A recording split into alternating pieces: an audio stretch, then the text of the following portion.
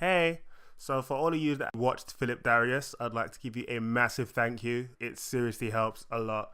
For those of you that don't know, I have been working on Philip Darius 2. That's taken a much longer time than I intended it to take. There's been a few things going on there, like basically money, motivation, the regular stuff. Anyway, my New Year's resolution for 2013 was to do a tandem skydive. This wasn't achieved mainly to the inability to get my finger out. However, for my sister's birthday last year, she got a voucher for indoor skydiving, which caused me to holler, I want one too! A month later, my aunt told me that they were doing 2 for 1 on indoor skydiving at Buy a Gift. So I bought those and they lay collecting dust on my desk until about a week before the voucher ran out. That was cool. I wasn't great at it, I have to say, but the way I saw that experience was that it was a warm-up to real skydiving. Something I didn't think I'd do this year. But then 10 days before my sister's birthday this year, I received a text saying, skydiving next Friday. What are you saying? Hell to the yes.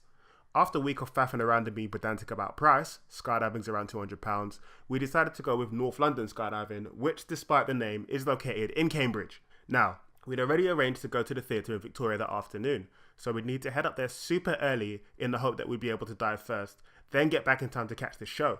This meant getting down to the centre in Cambridge for about 8 a.m. The excitement of an early morning drive meant little to no sleep for me or my sister. The day came and we got up at 5 in the morning so as we could leave at 5:30 and escape the London traffic. In the end, we left about 5:45 and were still able to escape London before the onslaught of crazy drivers and blaring horns ensued.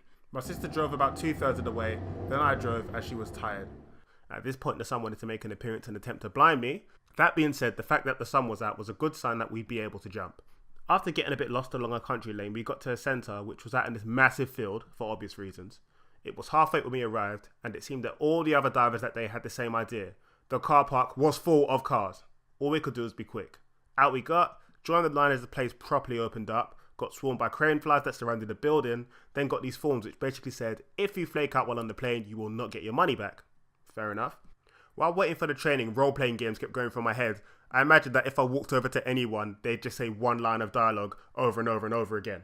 At this point, it still hadn't dawned on me that we were about to jump out of a plane. After about half an hour, we were called in for training. It had gotten quite windy, but I thought nothing of it.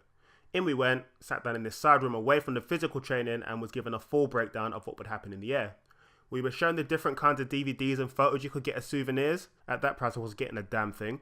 Watching the footage of someone jumping out of a plane got me nervous and excited. I'm psyching myself up. Then I hear that wind again. Then one of the instructors comes in and tells us that they haven't started flying yet because the gusts of wind are too high. Now, some of you might know this, but for those that don't, the highest the winds can be when jumping is 23 miles per hour. The gusts are at 26, 27 miles per hour, basically meaning you're going to blow away the minute you jump out of the plane, and you don't want that.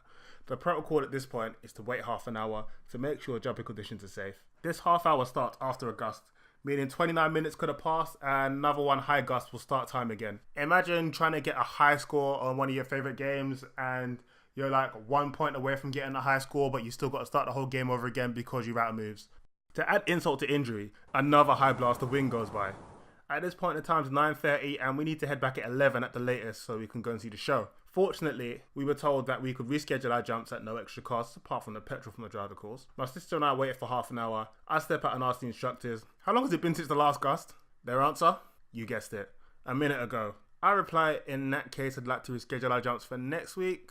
They have no problem with that. We rescheduled for the following week.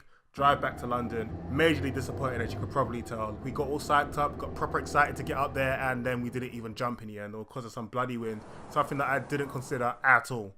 We just made the show at the theatre, and you know what? Because I had no sleep the night before, during the first half of the show, I kept dozing off.